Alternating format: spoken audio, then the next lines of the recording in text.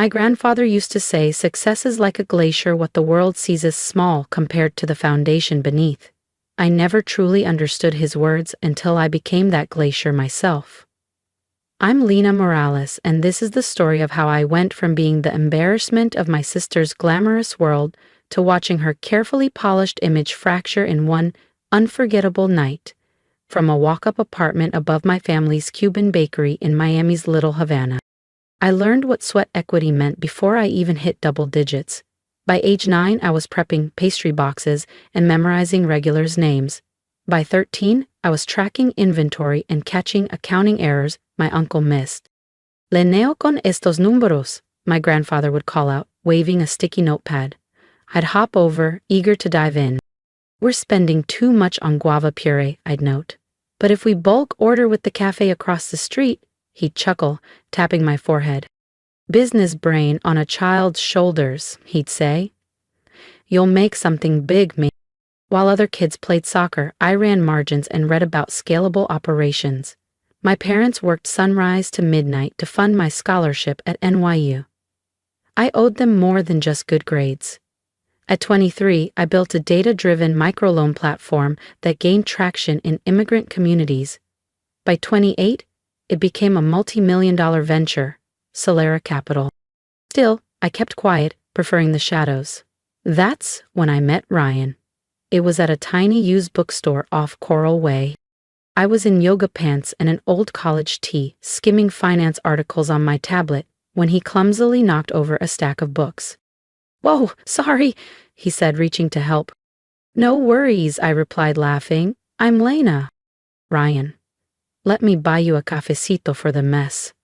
That cafecito led to lunch, and eventually everything else. Ryan wasn't chasing IPOs. He was a public school civics teacher, grounded, genuine, and deeply committed to social equity. He cared about people. When Ryan proposed 6 months later, I said yes, without hesitation. My family was thrilled. Except for my sister, Camila.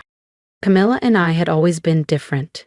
She took a more traditional path, business school, corporate ladder, sharp suits, and sharp elbows. As the marketing director of Vallon & Cross, one of Miami's top investment firms, she thrived on prestige.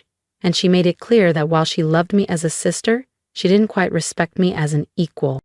"So," she said during a family dinner at her parents' house in Coconut Grove, swirling her wine like a judge at a tasting, "you're still running the bakery and your little app thing?" I could have told her that little app had just signed a multi-year contract with one of the largest private equity groups in the Southeast. But I didn't. Maybe I was still holding on to the quiet satisfaction of being underestimated. "I'm still involved in both." "Yeah," I said, sipping my cafecito. "Well, someone has to keep the pastries flowing," she said with a smirk. "I mean, not everyone can land a C-suite track position."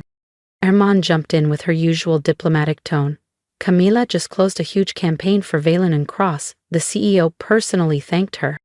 What they didn't know was that Vallon & Cross had been licensing analytical tools for my company for over a year, and were currently in talks to expand. "That's wonderful," I said genuinely. Camila beamed, assuming victory. Months passed in that familiar pattern. Camila subtly putting me down at every family event, and Ryan gently encouraging me to brush it off. Then came the announcement.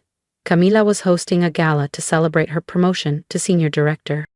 At the planning dinner, she turned to me with a smile like a blade. "Lena, since you've got experience with events and food service, would you mind helping manage the catering crew?" Mom clapped. What a perfect idea. Lena runs a business. She knows logistics. I met Camila's smug gaze and smiled. "Of course. I'd be happy to."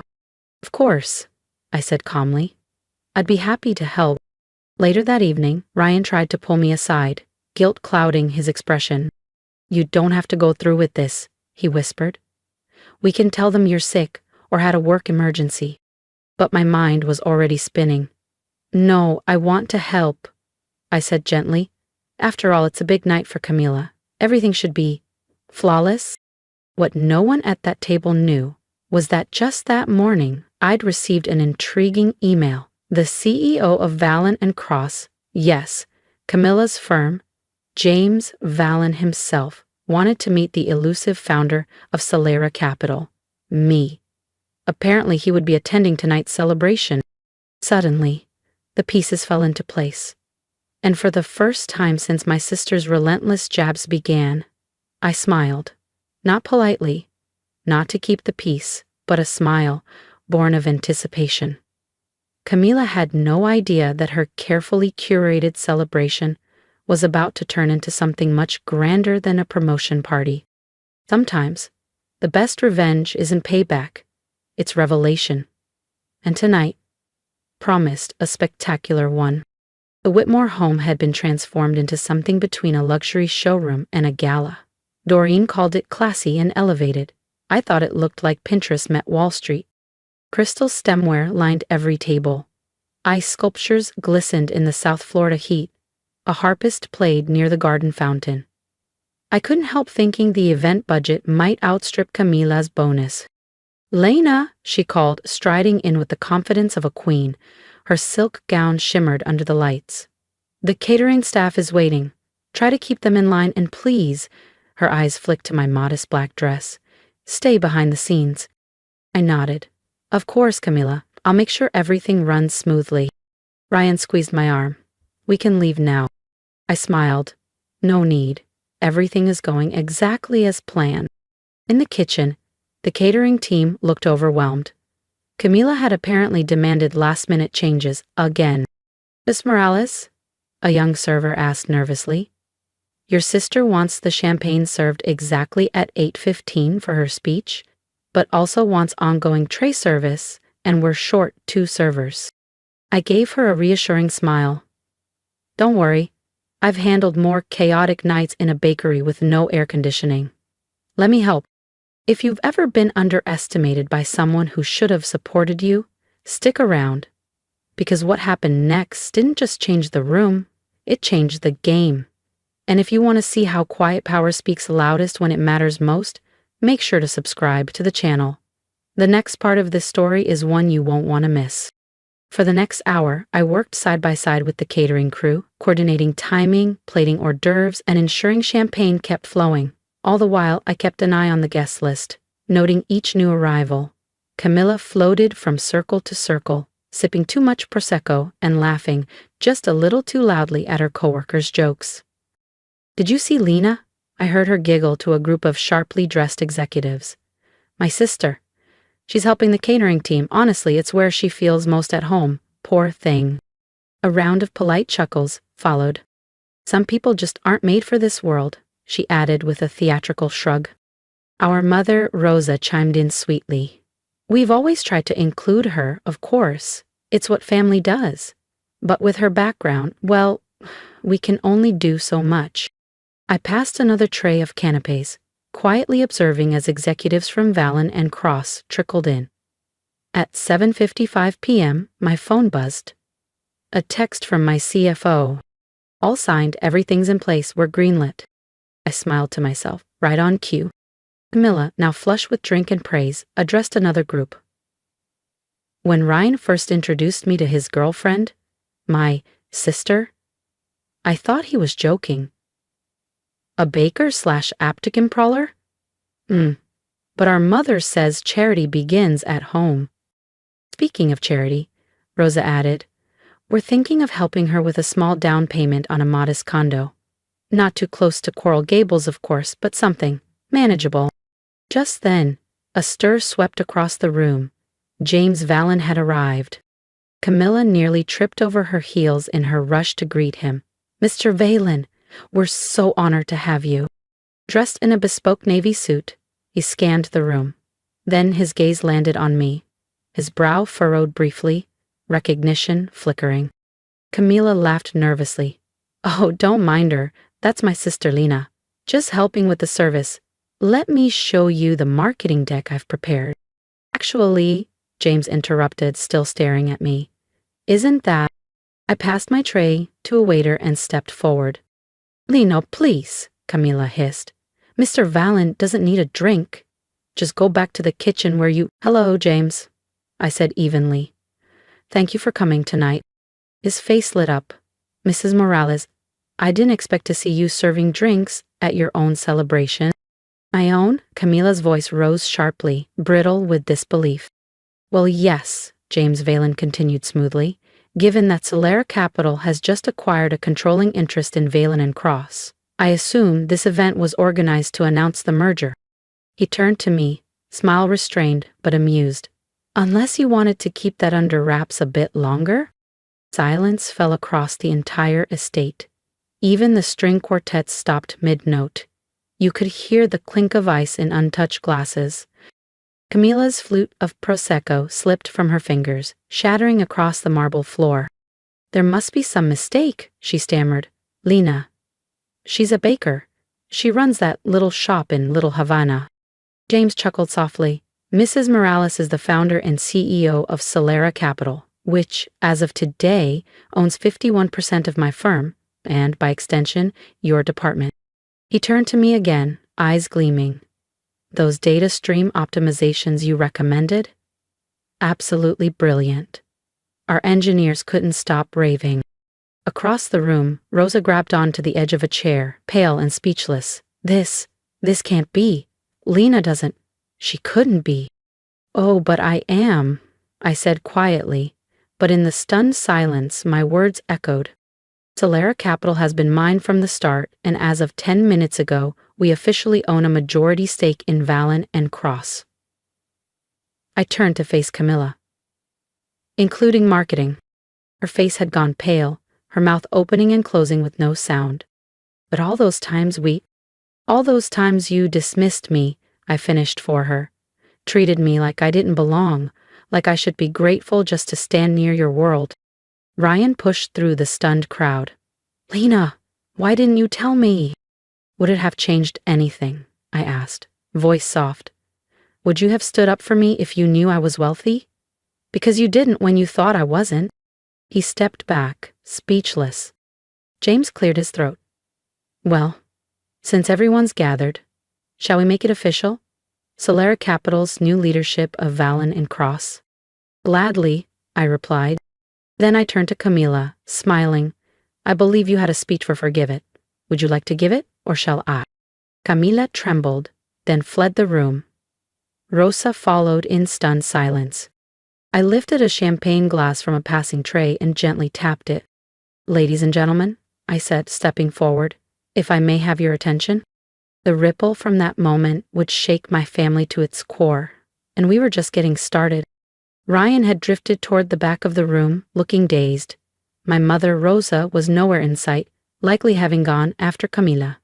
My father, Hector Morales, who'd always been the quietest at gatherings, stood by the cocktail bar, nursing an empty glass and staring into it thoughtfully.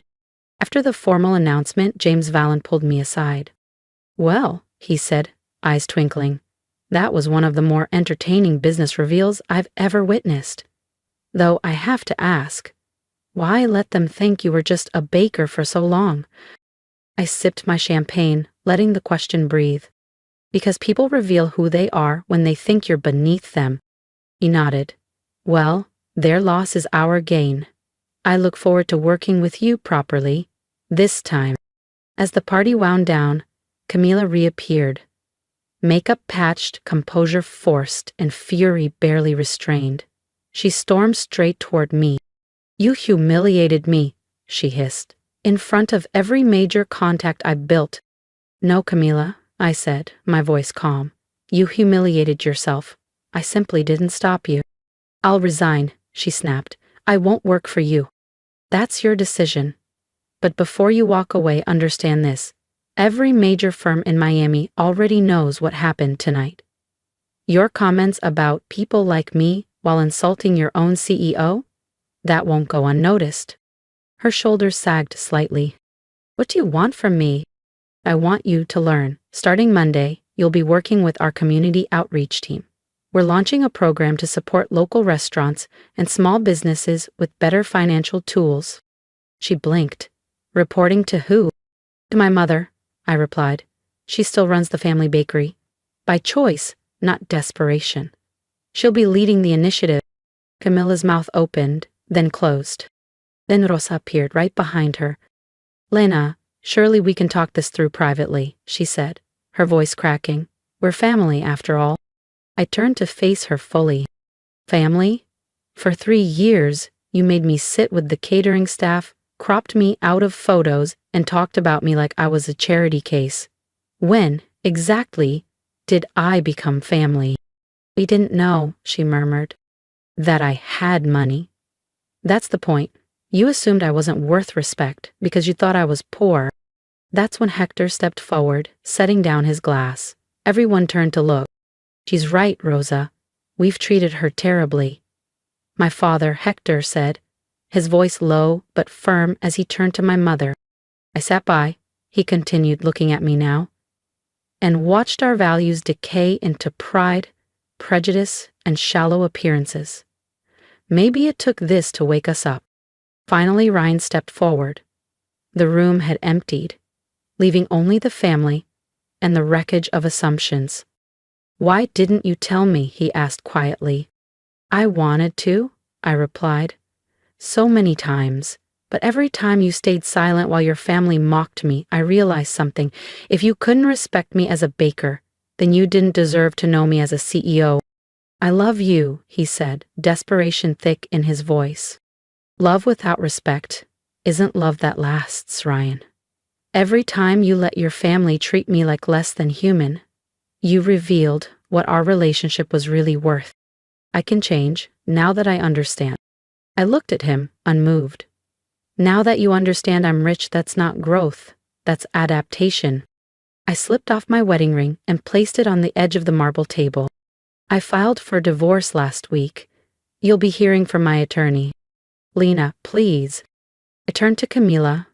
I'll be meeting with Valen and Cross's board tomorrow, but you'll be reporting to my mother at the bakery on Monday. She doesn't tolerate lateness. Then I looked at Rosa. The estate looks lovely tonight. You should enjoy it while you can. Her eyes narrowed. The bank approved my bid this morning. It's now the Morales Foundation for Opportunity, our new nonprofit headquarters for training and uplifting Florida's service workers. Their stunned expressions were priceless, but I didn't linger. Outside, the warm breeze brushed past me as my phone buzzed. Coming to the bakery for late dinner? Your father made your favorite. I smiled. Be there in 20. 20 minutes later, I was back where it all started, at my parents' bakery, eating empanadas and laughing about the evening's chaos. People like that, Mom said, shaking her head. They need hard lessons. Success without humility, Dad added, is like sugar without yeast, looks sweet, never rises. As I helped close up, yes, the CEO of Solera Capital still wipes counters, I thought about the journey. The little girl who once counted coins now counts capital in billions. But my true wealth? It's always been respect, integrity, and the courage to know my worth. If my story reminded you of your own journey, of being underestimated, dismissed, or told you weren't enough, I'd love to hear from you. Share your story in the comments. Let's build a space where quiet strength is celebrated.